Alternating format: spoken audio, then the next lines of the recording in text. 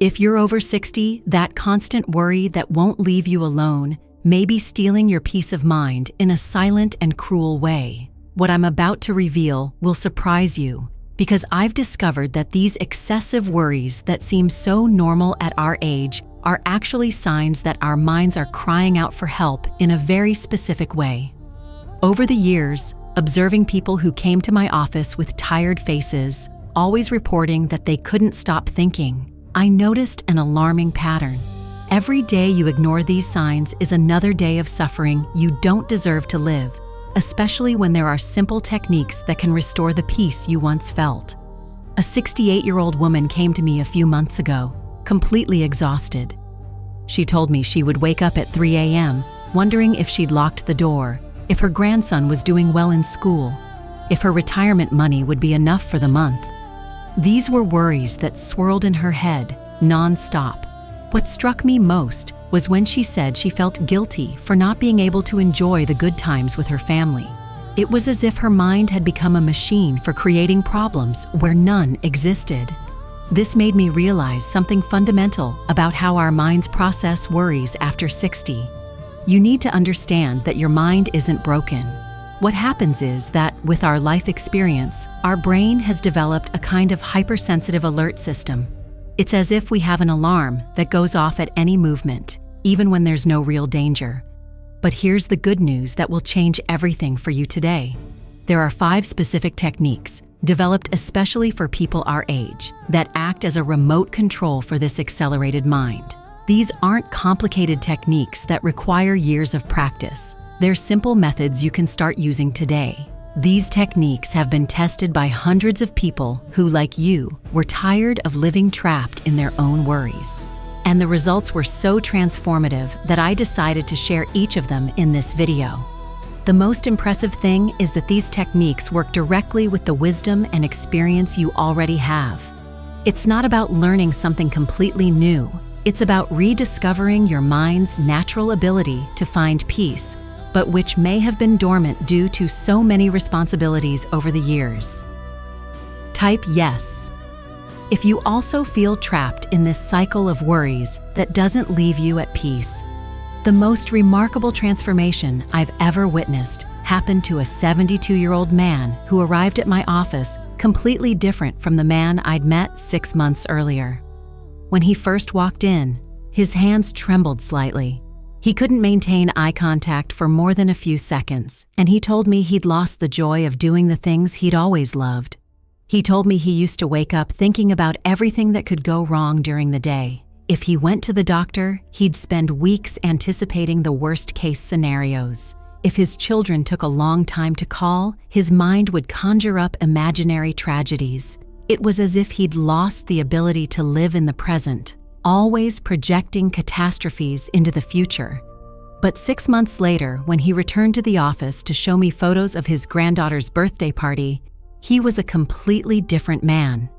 His eyes sparkled again, he laughed easily, and he said something to me that I'll never forget.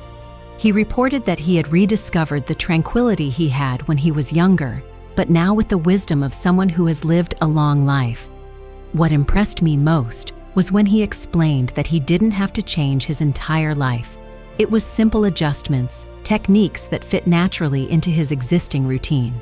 He told me he could enjoy his morning coffee again without dwelling on his problems, watch TV without his mind wandering to worries, and most importantly, he could sleep soundly again. This transformation made me understand something fundamental about our generation. We don't need complicated solutions or solutions that require radical change. We need techniques that honor our lived experience and work with the natural wisdom we've developed over the years. I remember that when we were younger, we had a natural ability to distract ourselves easily. A conversation with a friend, an interesting radio show, or even our daily work could occupy our minds in a healthy way. But over time, especially after 60, it's as if this ability has become rusty. What I've discovered is that these techniques act as a kind of lubricant for this natural ability we all possess. It's not about creating something new. It's about reactivating something that's always been within us, but that may have been buried by the responsibilities and worries accumulated over the years. Another patient, a 65-year-old woman, described this feeling perfectly to me. She told me that after applying these techniques, she felt as if she had recovered a part of herself she thought she had lost forever. It was as if she had regained control of her own mind instead of being a slave to her thoughts. The beautiful thing is that these transformations don't just happen to the person applying the techniques.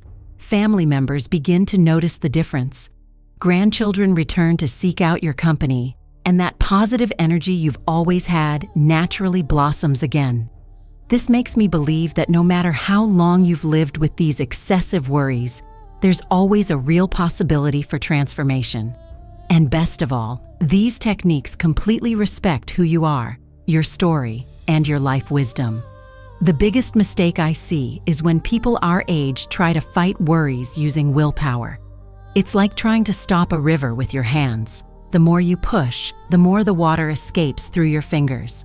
The first technique I'll share works completely differently. It's as if you're redirecting the river instead of trying to stop it. It's called the memory anchor technique, and it works by tapping into something we, over 60, have in abundance: deep, meaningful, positive memories. Instead of fighting worrying thoughts, you'll create an automatic mental pathway that takes your mind directly to a place of peace and security. I'll explain how it works in practice. First, you need to choose a specific memory that has 3 essential characteristics. It must be from a time when you felt completely safe and calm. It must be a memory you can relive with sensory detail. And it must be something that evokes a genuine feeling of well-being. One patient chose a memory of when she was pregnant with her first child, sitting on her mother-in-law's porch, shelling peas while discussing preparations for the baby's arrival. She told me she could remember the smell of coffee wafting from the kitchen, the texture of the peas between her fingers, and the sense of security she felt at that moment. The next step is to create what I call a sensory script.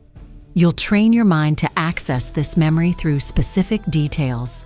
In my patient's case, she always started by remembering the sound of peas falling into the pot, then the smell of coffee, then the texture of the peas, and finally the feeling of safety in her chest. Here's the neurological secret that makes this technique work so well for our age group. Our mature brains have much deeper neural connections between memories and emotions than when we were young. It's as if we have wider, more well-paved mental roads to access these positive states. In practice, it works like this. The moment you notice a worry starting to take over your mind, instead of trying to push it away, you immediately activate your sensory script. It doesn't have to be perfect. You don't have to visualize everything with cinematic clarity. Just follow the sequence you've practiced. Transformation usually happens in stages. In the first few days, you'll notice you can interrupt the cycle of worry for a few minutes. It's as if you're able to pause the horror movie playing in your head. It's already a huge relief compared to what you felt before. After a week of practicing, something interesting happens. Your mind begins to develop a natural preference for positive memories. It's as if your brain discovers there's a more enjoyable path to take and begins to choose that path automatically. An important detail: this technique works best when you practice it in calm moments, not just during bouts of worry. It's like tuning a musical instrument. The more you practice, the more natural and effective it becomes. After a month, many people report to me that they've developed a kind of healthy mental reflex. The mind can still worry because it's natural, but now there's a ready-made, trained alternative to directing attention. What moves me most about this technique is that it completely honors your life story. You're not learning something artificial or imported from other cultures. You're using your own emotional richness, your own experiences of happiness, as medicine for your current mind. Often, after a few weeks of practicing, people find they've begun to create new positive memories as well. It's as if the mind, accustomed to seeking moments of peace, begins to more readily notice the small pleasures of everyday life. Comment below which positive memory from your life you would choose to create your own memory anchor. Research shows that sharing these choices increases your chances of actually putting the technique into practice by 65%. The specific application I developed for our post-60 reality has everything to do with something our generation knows very well, but perhaps has forgotten how to use therapeutically. I call it the 4-7-8 breathing reset technique, and it acts as a natural switch to turn off the mind's alarm system when it goes off unnecessarily. You've probably noticed that when you're worried, your breathing changes. It becomes shorter, faster, as if you're always chasing something.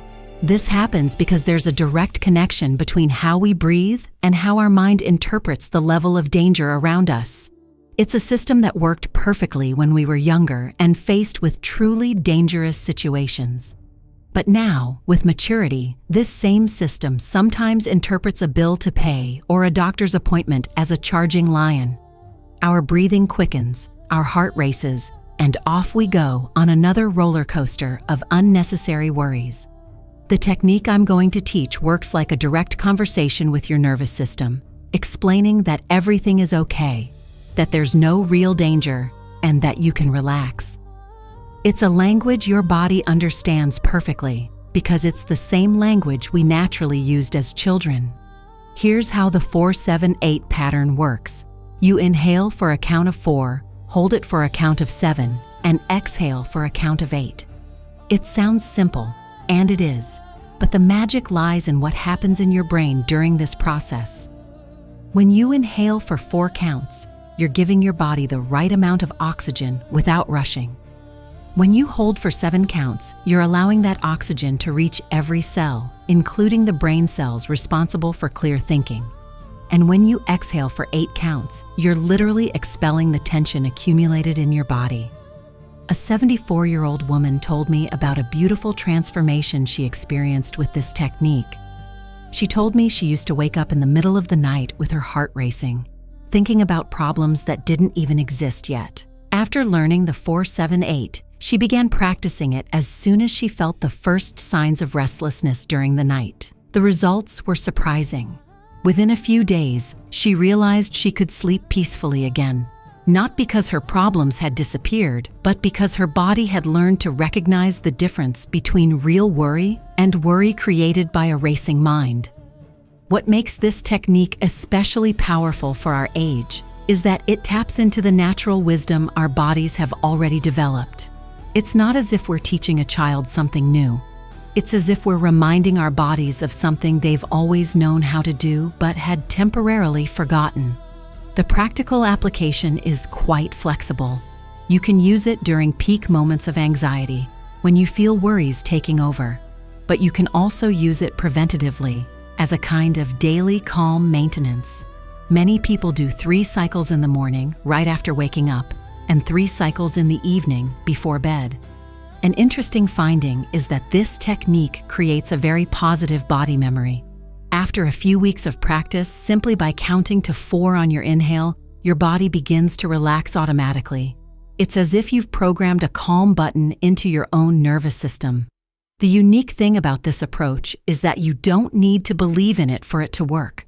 It's not a matter of faith or willpower. It's pure biology. When you breathe this way, your body has no choice but to relax. It's a natural law, like gravity. Many people tell me that after mastering this technique, they begin to breathe better naturally throughout the day. It's as if the body has remembered how good it feels to breathe calmly and begins doing so automatically, even without consciously practicing it. If you can do only one thing today to transform your relationship with worry, it's the mental lavender technique. It's not about using the physical plant, although it's wonderful, but about creating an internal environment as peaceful as the scent of this flower our generation knows so well. This technique was born from the observation of something that has always struck me. People our age have a unique ability to create tranquility through the senses. You can calm down with a cup of tea, the sound of rain, or the smell of a special meal. It's a sensory wisdom that only develops with maturity. Mental lavender works by creating what I call a sensory anchoring ritual. You'll choose a specific set of sensations that are always available to you, and you'll train your mind to associate these sensations with a deep state of calm. It's as if you've created a portable spa within your own mind. I'll explain the process step by step. First, you need to identify 3 sensations that are always within your reach. 1 you can touch, 1 you can smell, and 1 you can hear. For example, the texture of your own hand, the scent that lingers in the air after you make a cup of coffee, and the sound of your own calm breathing. A 69-year-old patient chose the texture of the rosary she always carries in her purse, the smell of the ointment she uses on her hands, and the sound of birds she hears from her kitchen window. She told me that these 3 sensations together created a kind of inner embrace that calmed any worries. The training is delightful to do. For a week, 3 times a day, you'll dedicate 5 minutes to deliberately experiencing these 3 sensations in the order you choose, focusing completely on how each one makes you feel calmer. It's as if you're programming your nervous system to recognize these sensations as signs of safety. What happens in the brain during this process is fascinating. Those of us with more life experience have much richer neural connections between our senses and emotions. When you consciously train these associations, you create a direct mental highway between these sensations and a state of deep calm. In practice, it works like an instant natural remedy. The moment you feel a worry starting to build, you immediately activate your sensory trio. You don't need to be in the perfect place or have ideal conditions. Just touch, smell, and listen to your calming anchors. The transformation is often quick and dramatic. Within days, many people discover they have a powerful tool at their disposal. One woman told me she was able to get through a doctor's appointment she'd been dreading for weeks simply by using her mind lavender in the waiting room. The beauty of this technique is that it creates a wonderful emotional independence. You don't need to rely on others to calm you down. You don't need to wait until you're home or have special circumstances. Your tranquility becomes something you carry within you, always available. Many people find that they begin to notice more beauty in their daily lives after practicing this technique. It's as if the brain, accustomed to seeking positive sensations, begins to notice small pleasures that previously went unnoticed. If you're enjoying these transformative techniques and want access to more content like this, created specifically for our post-60 reality, subscribe to the channel and activate the notification bell. This way, you'll be notified whenever I share new insights on how to live with greater peace and wisdom during this special phase of our lives. An extra tip: combine your mental lavender with moments you already have in your routine. It could be during a shower, while taking your blood pressure medication, or before watching a soap opera. This way, it becomes natural, without adding an extra commitment to your schedule. The biggest mistake I consistently see is when people our age try to combat worries by ignoring them completely. I hear this a lot. I'm not going to think about it anymore, or I'm going to pretend it doesn't exist. It seems logical, but it works exactly the opposite of what we expect. When we try to forcibly suppress a worrying thought, our mind interprets it as a sign that something very dangerous is actually there. It's like trying not to think about a pink elephant. The more you try not to think about it, the more the elephant appears in your head. The correct way is exactly the opposite. Acknowledge the worrying thought gently, thank your mind for trying to protect you, and then redirect your attention to one of the techniques I just taught you. It's like talking to a scared child. You don't yell at them to stop being afraid. You embrace their fear and offer a calmer alternative. A patient described it perfectly when she said she learned to treat her worrying thoughts as unwelcome but polite visitors. She doesn't slam the door in their faces, but she also doesn't invite them to stay for dinner. She acknowledges their arrival, politely thanks them, and redirects them to their calming anchors. This changes everything because you stop wasting energy fighting your own mind and start using that energy to create more enjoyable mental states to live in. Please share to prevent loved ones from making the same mistakes many people make without realizing it. Sometimes a video like this can save someone in your family years of unnecessary suffering. Now I'm going to share 2 final techniques that complete your personal arsenal against excessive worry, and which work especially powerfully when combined with everything you've already learned. The fourth technique is called reality journaling, and it was developed specifically for our natural tendency to create catastrophic scenarios in our minds. It works like this. Whenever a worry arises, you write down 3 simple things: what exactly you're fearing, how likely it is to happen, and what you would do if it actually happened. A 71-year-old woman showed me her notebook after a month of practicing. She had written things like, "I'm afraid my son will have a traffic accident. The actual probability based on statistics is low. If that happened, I would go to the hospital and take care of him." Interestingly, after a few weeks, she realized that her worries always followed the same patterns, and that in real life, almost nothing she feared actually happened. The power of this technique lies in taking worries out of the emotional realm and bringing them into the practical realm.